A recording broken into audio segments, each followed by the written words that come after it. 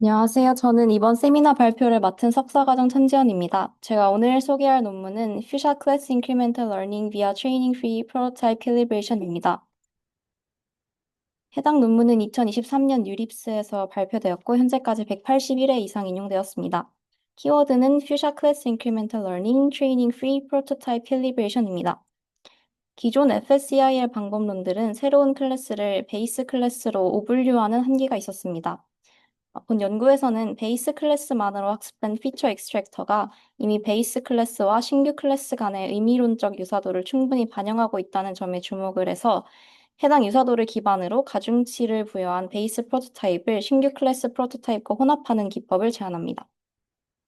발표 순서는 다음과 같습니다. 기존 딥러닝 모델의 성공은 사전에 구축된 대규모 데이터셋을 전제로 합니다. 하지만 실제 환경의 데이터는 이렇게 정적으로 주어지지 않습니다. 대표적인 예로 얼굴 인식 시스템을 들 수 있는데요. 시스템은 기존에 등록된 사용자를 지속적으로 식별하는 동시에 새롭게 유입되는 사용자 정보도 끊임없이 추가 학습해야 합니다. 이처럼 클래스가 순차적으로 확장되는 환경을 학습하는 문제를 클래스 인크리멘털 러닝이라고 합니다.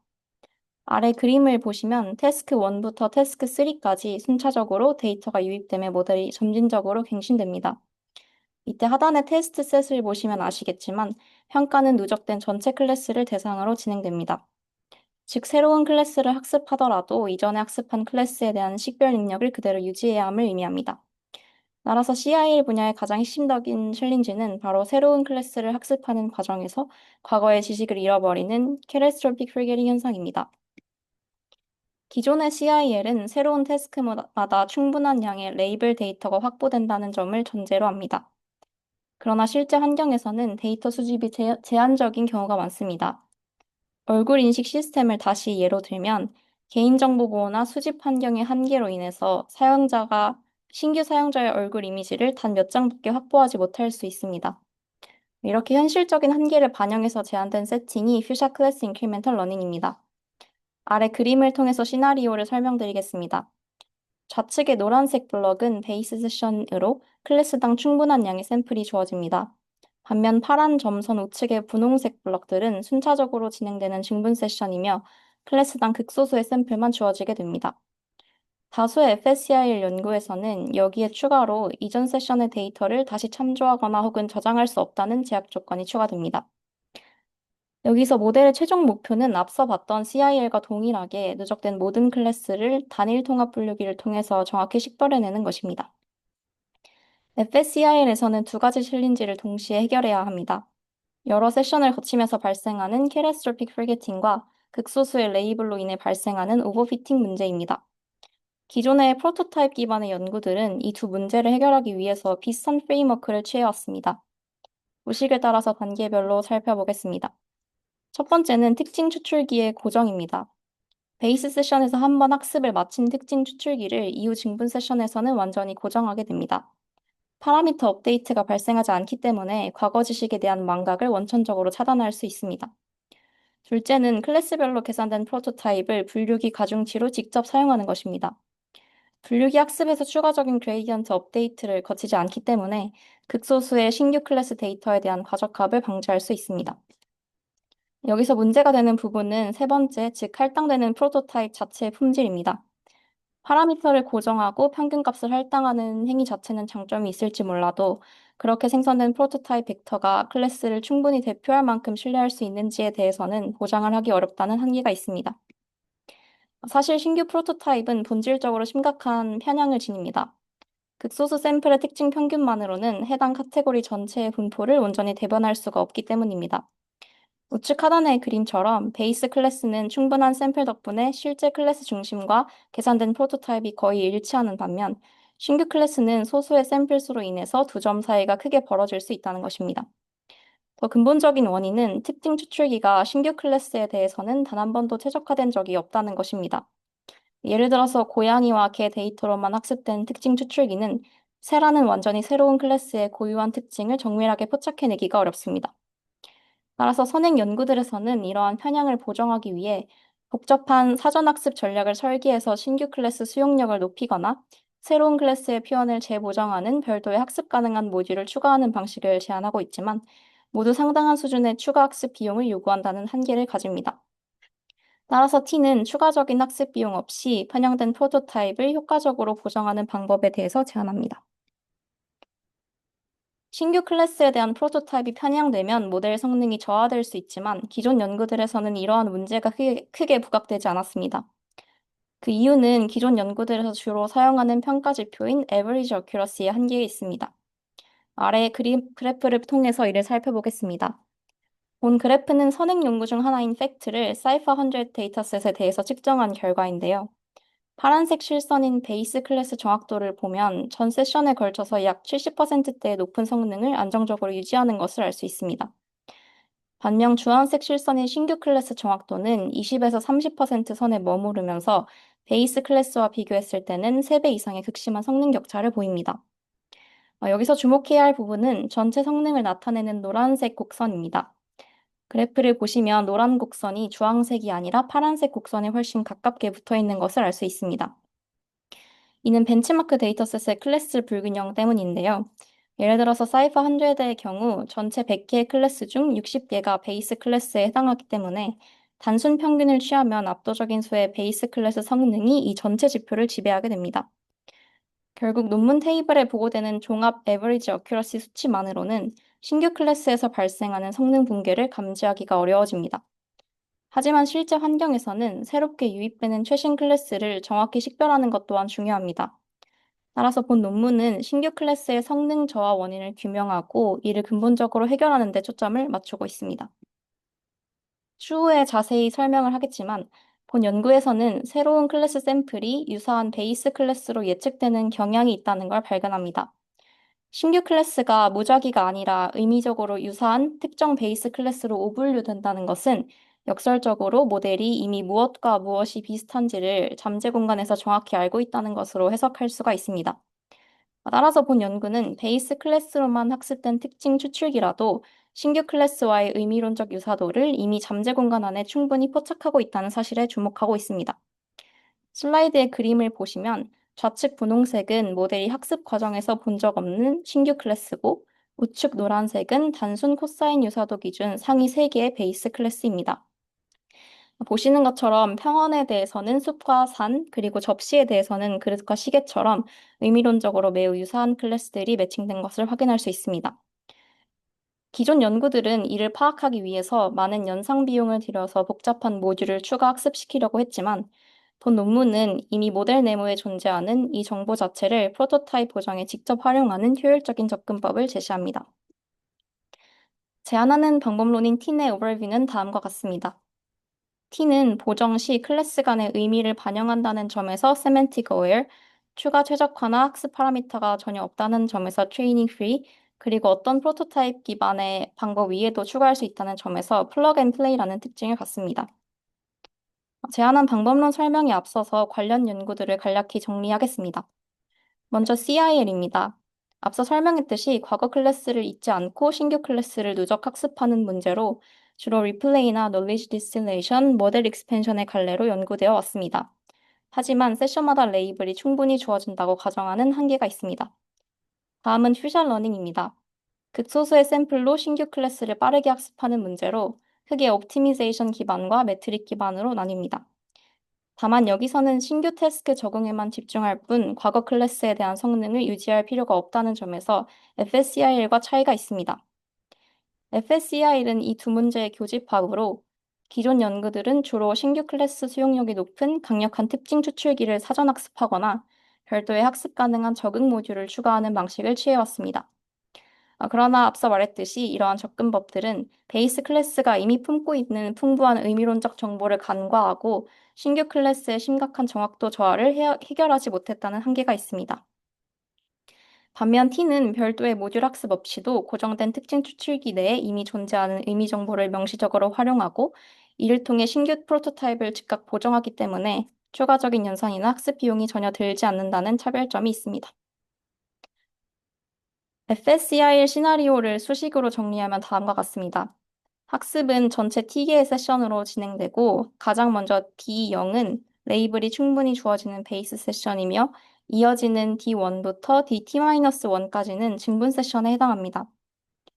증분 세션에서는 클래스당 단 K개의 샘플만 주어지는 N웨이 K샷 환경이고 이전 세션의 데이터를 저장하거나 다시 참조할 수 없습니다. 반면 모델 평가는 슬라이드 하단의 수식처럼 현재 세션까지 누적된 모든 클래스를 대상으로 진행됩니다.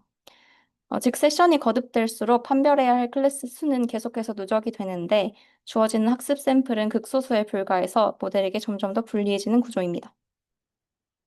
이러한 환경에서 모델은 크게 두 부분, 특징 추출기와 선형 분류기로 나누어서 살펴볼 수 있습니다. 수식을 보면 입력 X는 특징 추출기를 거쳐서 D차원의 특징 벡터로 변환되고 여기에 분류기 가중치를 곱해 최종 클래스별 로짓을 산출합니다. 여기서 분류기 가중치 행렬의 각 컬럼 벡터는 개별 클래스의 결정 경계를 의미하기 때문에 새로운 클래스를 추가한다는 것은 곧 W에 새로운 열 벡터 하나씩 덧붙여 나가는 과정과 같습니다. 대부분의 FSER 방법론은 특징 추출기는 고정하고 W만을 점진적으로 확장하는 전략을 취하는데 여기서 특징 추출기를 어떻게 사전학습시킬 것인지 그리고 분류기 가중치 W를 어떻게 확장할 것인지가 방법론들과의 차이라고 할 수 있습니다. 분류기 구축 방식 중에서 가장 대표적인 접근은 프로토티피컬 네트워크입니다. 아이디어는 매우 간단한데요. 먼저 클래스 K에 속한 소수의 샘플들을 특징 추출기에 통과시킨 뒤 이 특징 벡터들의 평균을 구해서 클래스 프로토타입으로 만듭니다. 그리고 이 값을 분류기 W에 해당 클래스 가중치로 직접 할당합니다. 샘플 수가 극히 적은 상황에서는 분류기 학습 과정에서 손실함수를 줄이기 위해서 역점프 학습을 반복하다 보면 분류기가 해당 샘플들에 과적합될 수밖에 없습니다. 반면 프로토타입 방식은 추가적인 경사도 업데이트 없이 단순 평균 벡터만을 가중치로 직접 추가하기 때문에 소수 데이터에 대한 과적합 위험을 방지할 수 있다는 장점이 있습니다.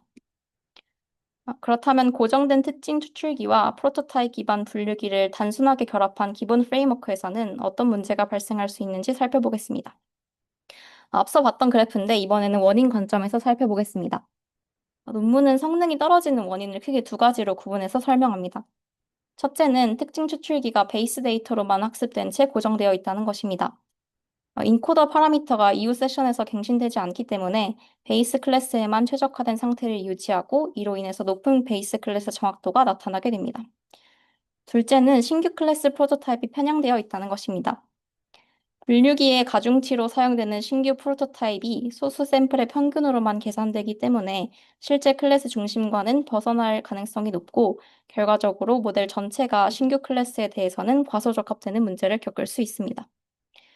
결국 베이스에 편향된 특징 공간과 오차를 지닌 신규 프로토타입이 결합하면서 두 클래스 간 성능 차이가 극심하게 벌어지게 됩니다. 그렇다면 이러한 신규 클래스 샘플들이 실제로 어떤 클래스로 오분류되는지를 살펴보겠습니다. 이것을 파악하기 위해서 논문은 먼저 FSER 문제를 이진 분류 형태로 재구성합니다. 여기서는 모든 베이스 클래스를 양성으로 모든 신규 클래스를 음성으로 정의하고 이에 따라 false negative는 베이스 클래스를 신규 클래스로 오분류한 경우를 의미하게 되고 false positive는 신규 클래스를 베이스 클래스로 오분류한 경우를 의미하게 됩니다. 실험 결과를 보면 베이스 클래스가 신규 클래스로 오분류되는 비율은 극히 미미한 반면 신규 클래스가 베이스 클래스로 오분류되는 비율은 상대적으로 높게 나타납니다. 그리고 이러한 패턴은 비교 대상이 된 모든 베이스라인 모델과 전체 세션에서 일관되게 관찰되는 것을 알 수가 있는데 이는 특정 방법론의 한계가 아니라 이 기존 프레임워크 전반의 구조적 문제임을 보여줍니다. 그러면 제한하는 방법인 T는 신규 클래스가 베이스 클래스로 오분류되는 비율을 크게 낮추는 것을 알 수 있습니다. 추가로 논문에서는 신규 클래스가 구체적으로 어떤 베이스 클래스로 오분류되는지를 확인하기 위해서 두 가지 지표를 정의합니다. 이를 위해 신규 클래스 오답 중 임의적 유사도가 가장 높은 상위 베이스 클래스로 잘못 예측된 비율을 의미하는 TBR과 그 반대 방향의 비율을 의미하는 TNR을 측정합니다. 만약 오분류가 무작위로 발생했다면 유사도 상위 클래스로 쏠릴 확률은 일정 수준에 그쳐야 합니다. 그러나 실제 결과 수치를 보면 신규 클래스의 오분류는 유사도가 높은 베이스 클래스로 집중되는 모습을 보인다는 것을 알 수 있습니다. 제한 방법인 T는 이러한 의미적 쏠림 현상 역시 큰 폭으로 완화하는 것을 알 수 있습니다. 이제 제한하는 방법론에 대해 자세히 살펴보겠습니다. 베이스 세션은 클래스 수와 샘플 수가 충분해서 해당 프로토타입들이 실제 클래스 중심 근처에 존재할 가능성이 높습니다. 따라서 본 논문은 베이스 세션에서 잘 정렬된 프로토타입 정보를 신규 프로토타입 보정에 활용할 수 있는지에 대해서 출발합니다. 아래에 보시는 수식은 본 논문이 제안하는 프로토타입 보정의 기본 형태를 나타냅니다. 이것은 기존 프로토타입과 보정학의 컨벡스 결합으로 정의됩니다. 여기서 보정된 프로토타입 CN바는 기존 프로토타입의 1-알파를 곱한 값과 보정합 델타 CN의 알파를 곱한 값의 선형 결합으로 구성됩니다. 그리고 여기서 하이퍼 파라미터 알파는 두 항의 반영 비율을 조절하는 역할을 합니다. 알파가 작을수록 소수 샘플로 추정된 기존 프로토타입을 주로 유지하게 되고 알파가 클수록 베이스 정보 기반의 보정학을 더 많이 반영하게 됩니다. 따라서 여기서 핵심은 신규 클래스를 보정할 항인 델타 CN을 어떻게 구성할 것인지가 됩니다. 사실 방법론이 굉장히 간단한데요. 먼저 위쪽 식을 통해서 신규 프로토타입과 각 베이스 프로토타입 간의 코사인 유사도를 측정합니다.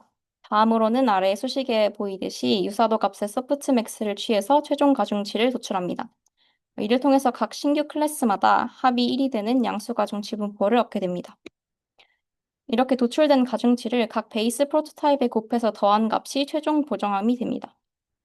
그림을 통해 이 수식이 특징 공간에서 실제로 어떻게 작동하는지 살펴보겠습니다. 원은 신규 클래스 샘플, 삼각형은 베이스 클래스 샘플을 나타내고 샘플과 프로토타입을 잇는 점선 중에서 파란색과 보라색은 올바른 분류를, 빨간색은 우분류를 의미하고 있습니다. 좌측 그림은 보정 전의 상태인데 파란색 벡터는 신규 클래스 프로토타입, 보라색 벡터는 가장 유사한 베이스 프로토타입입니다. 보정 전에는 상당수의 신규 샘플들이 자기 프로토타입보다 베이스 프로토타입 쪽에 더 가까워서 빨간색 점선으로 오분류되고 있는 것을 알 수 있습니다. 반면 우측 그림은 보정 후의 상태로 새롭게 도출된 보정 프로토타입이 기존 방향과 그리고 유사한 베이스 프로토타입 사이의 영역에 위치하는 것을 알 수 있습니다. 그 결과로 오분류되었던 신규 클래스 샘플들이 자신의 보정된 프로토타입으로 올바르게 할당되면서 노란색 원으로 전환된 것을 알 수 있습니다. 제안하는 방식은 이렇게 추가적인 학습 파라미터나 과거 데이터의 저장이 요구되지 않고 베이스 세션에서 특징 추출기를 한번 학습한 이후에는 이미 존재하는 프로토타입 간의 단순 연산만으로도 모든 보정 과정이 완료됩니다. 다만 신규 프로토타입이 베이스 영역 쪽으로 이동함에 따라서 초록색 삼각형처럼 일부 베이스 샘플이 영향을 받아 오분류되는 경우도 함께 발생합니다. 이러한 트레이드오프는 다음 슬라이드에서 자세히 살펴보겠습니다. 위쪽의 수식을 보면 제안하는 방법론에서는 타우 값이 충분히 클 경우 가중합된 값이 가장 유사한 단일 베이스 프로토타입으로 수렴하게 됩니다. 즉, 적절한 타우 설정하에서 신규 프로토타입은 자신과 가장 유사한 베이스 프로토타입 방향으로 정렬됩니다.